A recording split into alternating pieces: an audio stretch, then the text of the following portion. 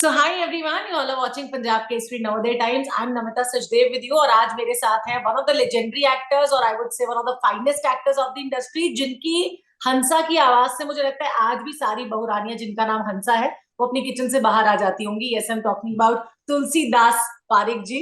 Yes, अका बाबू जी, अका आनंद देसाई जी जो आज हमारे साथ हैं.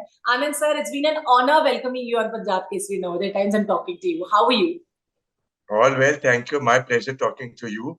Thank you so much. Well sir, जैसे मैंने कहा कि आप ये जो किरदार है तुलसीदास पारिक या बाबूजी का वो इतना फेमस हो चुका है कि सब लोग आपको उसी नाम से जानते हैं. इनफैक्ट अगर मैं एक था बीरबल को रिक्रिएट करने की बात करूं या फिर अगर मैं कलयुग में बीरबल के होने की बात करूं तो वो एग्जिस्टेंस आपने हमें दिया है. सो आपने हर किरदार को कैसे बनाया, पहले तो हमें ये बता दें. मुझे हर किरदार को करने में बहुत मजा आता है और ये बाबूजी स्पेशली और बाकी बीरबल का रोल और भी दो चार रोल जो बहुत आइकॉनिक हो गए. बट मुझे हर रोल करने में बहुत ही मजा आया है और मैं पूरी शिद्दत के साथ अपने रोल्स करता हूँ. करने में मुझे मजा भी बहुत आता है. ये जो एफर्टलेसनेस आती है स्क्रीन पे सर, इसको करने में भी बहुत एफर्ट्स लगता है, ये हम जानते हैं एज एक्टर्स. So yes. कितना आपको मतलब अपने एक किरदार में जाने के लिए फिर उससे बाहर निकलने के लिए? नहीं, मेहनत तो लगती है. That goes without saying. वो एफर्टलेसनेस तो दिखानी पड़ती है बट मेहनत जाती है हर एक किरदार में, हर एक एक्टर के लिए जाती है. और मेरा सौभाग्य ये रहा कि मैं थोड़ा ट्रेन्ड एक्टर हूँ. National school of drama Delhi राष्ट्रीय नाट्य विद्यालय से मैंने कोर्स किया. उनकी परफॉर्मिंग विंग के साथ जुड़ा रहा, थिएटर किया. तो वो ट्रेनिंग मुझे कहीं ना कहीं अपने टेलीविजन और फिल्म्स के रोल्स प्रिपेयर करने में बहुत मदद करती है.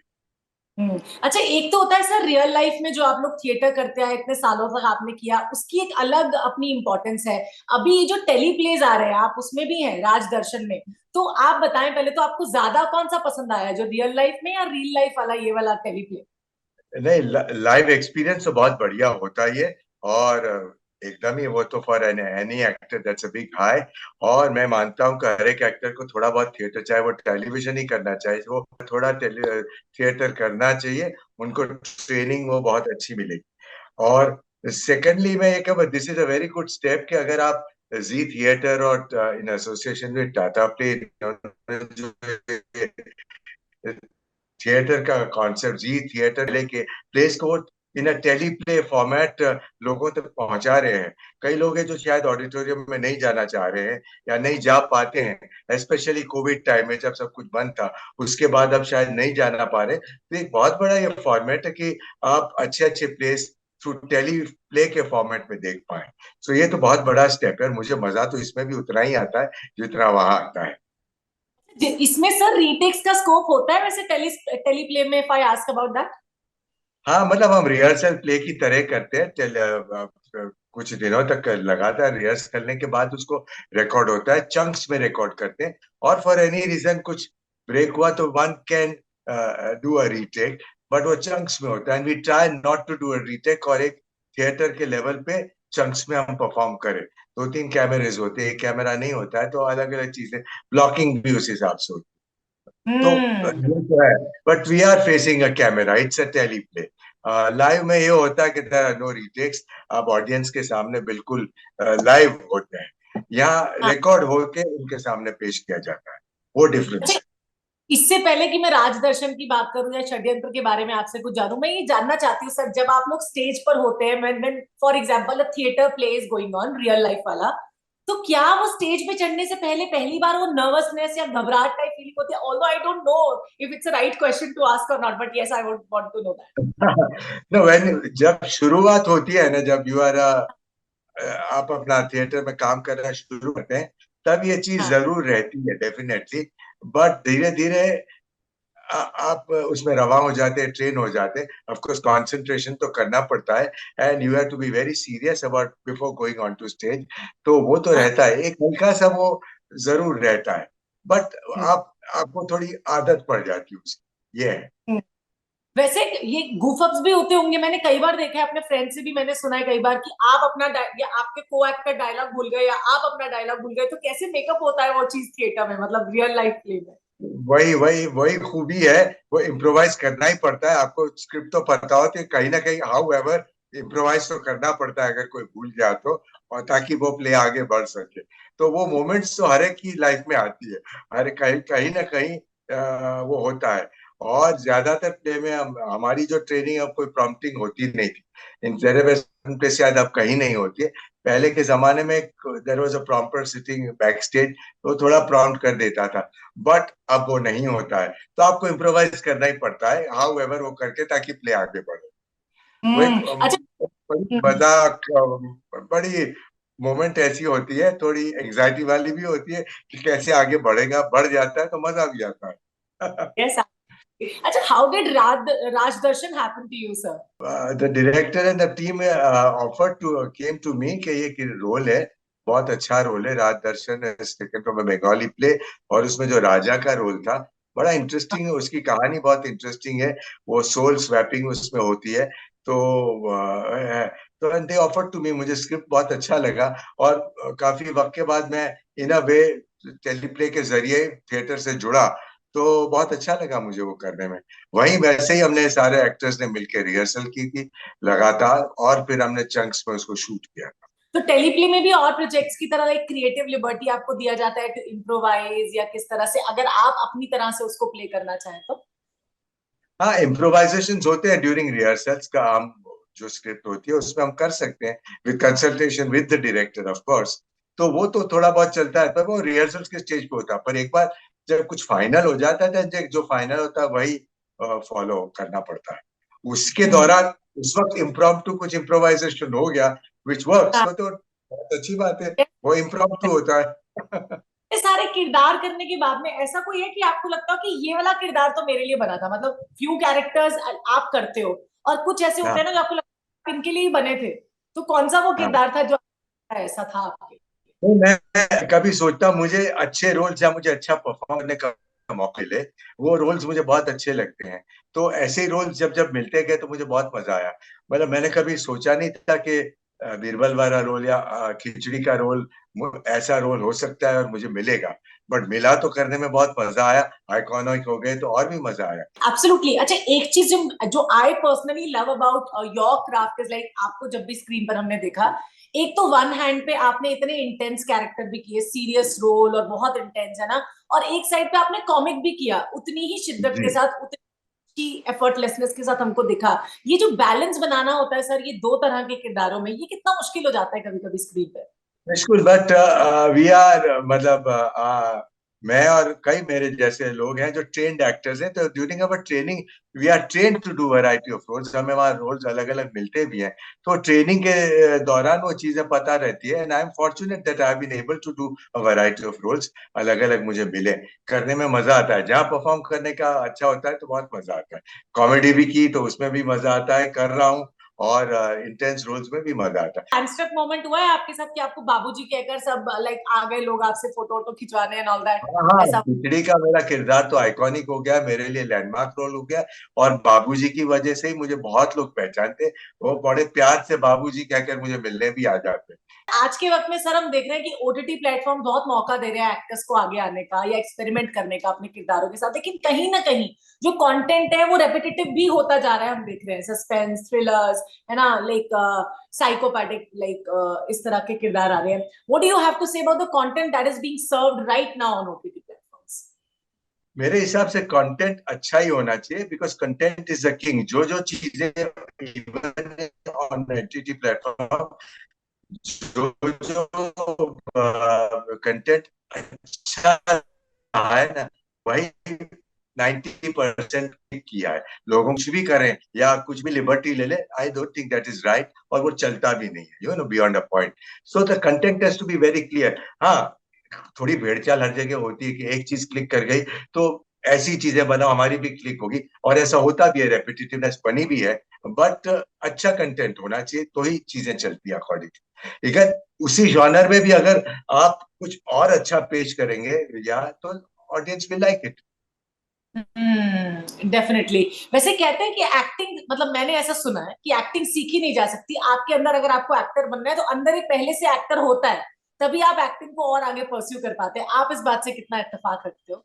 हाँ मतलब मैं ट्रेनिंग को इम्पोर्टेंस मानता हूँ। हाँ, आपके अंदर टैलेंट जरूर होती है, that is inborn, that aptitude is there, talent कहिए उसको आप, तो वो होता है, बट उसको थोड़ा तराशना जरूरी पड़ता है, उसको ट्रेन करना जरूरी पड़ता है, that you become a better actor. जैसे हम्म। एक मैं ब्रॉडर एग्जांपल दूं तो एक गायक हो या म्यूजिशियन हो जो सितार बजाता है या कोई इंस्ट्रूमेंट बजाता है, तो उनमें टैलेंट तो होता है, पर उनको वो सीखना पड़ता है, वो इंस्ट्रूमेंट या गायक को संगीत सीखना पड़ता है टू ट्रेन हिज और हर वॉइस। डांसर को भी ऐसे ही करना पड़ता है। Painter has to also learn, so actor also has to learn. हाँ, टैलेंट होती है, बट उसको एज आई टोल्ड यू तराशना पड़ता है, जो आपको हाँ। मदद ही करता है किसी भी फॉर्म में। चाहे कोई ट्रेनिंग इंस्टीट्यूट ज्वाइन करिए, आप लगातार थिएटर करिए, किसी भी फॉर्म में किसी इंडिविजुअल लेवल पर सीखिए, बट आप जो काम करना चाहिए, करना चाहते हैं, उसके बारे में ट्रेनिंग बहुत जरूरी है, उसके बारे में नॉलेज बहुत, ताकि आप हम्म। अच्छे से उसको परफॉर्म कर सकें, आप सर, मीडियम को भी असली समझ सकते हैं। बिल्कुल जिस दौर में आपने शुरू किया था तब बहुत मीडियम की अगर मैं बात करूं तो टेक्नोलॉजी काफी एडवांस नहीं हुई थी। अभी बहुत सारे चेंजेस आ गए हैं with respect to social media, आ गया everyone is a star now, stardom का भी डेफिनेशन बदल गया और बहुत कुछ बदल गया, मतलब हाँ। मायनों की। तो आपको उस वक्त में बेस्ट क्या लगता था जो आपको लगता है कि अभी नहीं है वो चीज? हाँ, नहीं बहुत अच्छा था, चीजें अच्छी थी। अभी ऑफ कोर्स सोशल मीडिया बहुत बढ़ गया है, और एक तरीके से जरूरी भी है कि that's in thing these days, but privacy till एक लेवल तक सोशल मीडिया अच्छा है फॉर योर प्रोफेशनल वर्क या जो भी आप करें। बियॉन्ड अ पॉइंट इंट्रूजन थोड़ा ज्यादा मुझे लगता है कई कई बार, तो वो ना हो तो अच्छा है। Use it as a positive thing, not indulging thing on a private level also। मैंने कई लोग बहुत मोमेंट टू मोमेंट करते हैं, विच आई पर्सनली डिसएग्री। अभी मैंने यहाँ सवेरे ये उठा, मैंने पौधे में पानी डाला, वो सारी चीजें रखते हैं, तो I I think that's not necessary. आप चीजें शेयर करिए टिल अ पॉइंट। बिल्कुल, आपने बहुत अच्छी बात सर कही यहाँ पे। वेल, आप अपने वक्त का क्या सबसे ज्यादा मिस करते हो सर? वैसे अपना ये भी आप ही का दौर है of course, you are a legend, लेकिन उस वक्त का आप क्या मिस करते हो सबसे ज्यादा? नहीं, मजा आता, आई गो विद द फ्लो, और मुझे अच्छा लगता है जो जो टेक्नोलॉजिकल एडवांसमेंट हुई है, और मुझे अच्छा लगता है, I like to be in today's times. और पहले की चीजें भी अच्छी थी। माय ट्रेनिंग जो मुझे मिली, या मेरा परफॉर्मिंग ग्रुप एनएसडी का था, उसके साथ जो मैंने परफॉर्म किया, those are nostalgic moments for me, because उसकी वजह से मुझे करियर में बहुत फायदा हुआ है। तो I definitely cherish those moments. NSD के बाहर की चाय भी आप बहुत मिस करते होंगे, समोसा चाय जो मिलता है वहां पे। हाँ, मंडी हाउस में चाय समोसा, वो तो फिर लगातार हमारा वो स्टेपल चीज थी, तो वो तो मिस करता हूँ डेफिनेटली। बंगाली मार्केट में जाकर वहाँ चाट खाना और चाय पीना, वो सब तो बहुत मिस करता हूँ। वो हम लगातार जाते थे, और हम लोग जब दोस्त होते थे, हमारी बैचमेट्स वगैरह, तो हम सब बर्थडेज भी मनाते हाँ। थे। तो अगर बड़े छोटे लेवल पे होते थे, उसमें स्कॉलरशिप्स मिलती थी, वो करते थे, तो केक ना मिला तो हम जाके बेसन का लड्डू लेके आते थे, उसको ऐसे ही काट के हैप्पी बर्थडे करते थे। तो these are very nice small affectionate and nostalgic moments. Darshan में जो किरदार आपने, राजा साहब का किरदार आपने निभाया, इसका बेस्ट पार्ट क्या रहा सर आपके? द बेस्ट चैलेंजिंग था कि शुरू में आई वाज प्लेइंग जो राजा थे, वो राजा के हिसाब से, और देन दिस स्वैपिंग होती है, then I had to become that character. तो that was very challenging for me, और उस हिसाब से किरदार तो मतलब कॉस्ट्यूम वाइज तो राजा ही रहता था, बट इस टोन चेंज, उसकी सारी चीजें चेंज होती थी। That was very interesting. वो करने में हम्म। मजा भी आया, उसके लिए हमें रिहर्सल्स भी करनी पड़ती, बिकॉज दोनों एक्टर्स को वो तालमेल बिठाना पड़ता था, तो उसके लिए हम्म। रिहर्सल आवश्यक थी। तो कितना वक्त लग जाता था आपको इस पूरे प्रोसेस में? कितना वक्त लगा? होता है ना कि एक किरदार में जाने का, उसकी स्किन में जाने का बहुत हाँ, प्रोसेस होता पहले हमने स्क्रिप्ट, आई थिंक हमने काफी पहले तो स्क्रिप्ट हमें दी गई थी, और स्टडी की स्क्रिप्ट में, धीरे धीरे समझते गए, फिर रिहर्सल्स किए, लगातार किए थे हमने। मुझे एग्जैक्ट याद नहीं है, बट आई थिंक 15 दिन की रिहर्सल्स हमने की थी, so that we could get into इट। 15 दिन उसके बाद हमने उसको रिकॉर्ड किया था। है। और अभी राजदर्शन के बाद हम क्या देखेंगे? सर को किस में काम करता हुआ देखेंगे हम इसके बाद, अगले प्रोजेक्ट? राजदर्शन के बाद तो षड्यंत्र आया है जी थिएटर और टाटा प्ले पे, which is a thriller kind of thing, दूसरा बिल्कुल अलग है थ्रिलर। उसमें भी मजा आया। वो it's based on a Marathi play, जो मराठी प्ले 1970s में बहुत सक्सेसफुली स्टेज हुआ था बाय मराठी एक्टर्स। तो उसको ये टेली प्ले के फॉर्मेट में लिया है, और हमने करने में, क्योंकि स्क्रिप्ट बहुत अच्छा है, बड़ा इंट्रीगिंग चीजें हैं, एंड तक पता नहीं लगता कि who is the real culprit. तो बहुत अच्छा, शूट भी अच्छा हुआ है, और हम सबको करने में भी बहुत मजा आया। बहुत अच्छे अच्छे एक्टर्स थे, हीना थी, कुणाल रॉय कपूर थे, चंदन रॉय थे, बाकी सब एक्टर्स थे, and I enjoyed working with all of them. और हमने रिहर्सल करने में, we bonded well during the rehearsals, और करने में मजा भी बहुत आया। और डायरेक्टर वाज वेरी पर्टिकुलर, क्योंकि उन्होंने ओरिजिनल मराठी प्ले भी देखा हुआ था। तो अच्छा। एज फार हाँ, तो एज फार एज पॉसिबल वो जो उसकी spirit with in this framework लाने की कोशिश थी, वो आई थिंक काफी अच्छी तरीके से आया है। अच्छा, how do like the young actors take it when they get to work with legendary actors like you? क्या सीखते हैं वो लोग आपसे? आई डोंट नो वो क्या सीखते हैं, they have to know, but I am sure कुछ ना कुछ चीजें उनको मिलती होंगी। I would, if not advise, but a suggestion कि discipline is very important in art. So that if they learn, discipline is very important, and dedication towards your work. पूरी तरीके से, उसमें शॉर्टकट्स नहीं होते, आपको मेहनत तो करनी ही पड़ेगी। और आपके फिजिकल अपीयरेंस पे जरूर ध्यान दें, बट उसके साथ साथ परफॉर्मेंस में भी ध्यान दें। आप जो लैंग्वेज बोलते हैं उस पर भी ध्यान दें। कई बार क्या होता है कि कई लोग करेक्ट भाषा नहीं बोल पाते, जिस भाषा में आप हिंदी में परफॉर्म कर रहे हैं, तो आपको हिंदी अच्छी तरीके से आनी तो चाहिए। तो कई बार वो नहीं होता है, उस पर ध्यान जरूर देना। जितना आप फिजिकल ट्रेनिंग पे ध्यान देते हैं, उतना ही ध्यान इस पर। That would be my suggestion. Very nice sir, बहुत अच्छा लगा। ये सजेशन आपने बहुत ही कमाल का भी दिया, और बहुत अच्छा लगा आज आपसे बात करके मुझे। It's been really an honour having you on the show. My pleasure, मुझे भी बहुत अच्छा लगा आपसे बात करने में। Thank you so much. Thank you sir, thank you. Please take care, all not right, to thank you. My pleasure and thank you. Bye bye.